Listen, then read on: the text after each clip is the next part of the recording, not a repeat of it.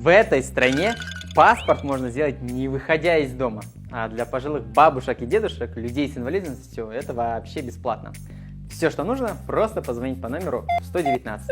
Все остальные могут вызвать обслуживание на дом всего за 1000 с чем-то сомов, а это примерно $13. Если больше людей, то это еще дешевле.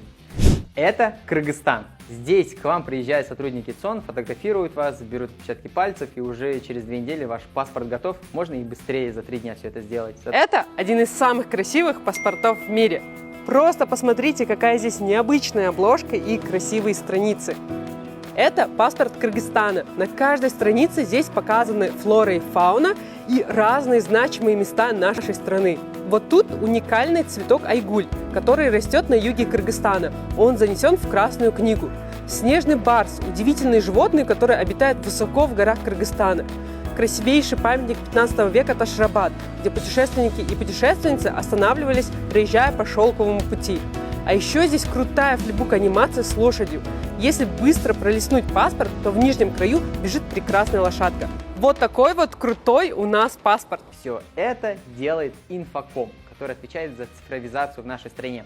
В прошлом, 2023, они помогли сэкономить Кыргызстану более 200 миллионов сомов, потому что полностью перевели документооборот в некоторых госорганах в электронный формат. И теперь им больше просто не нужно покупать бумагу. Да, столько денег тратило государство просто на бумагу.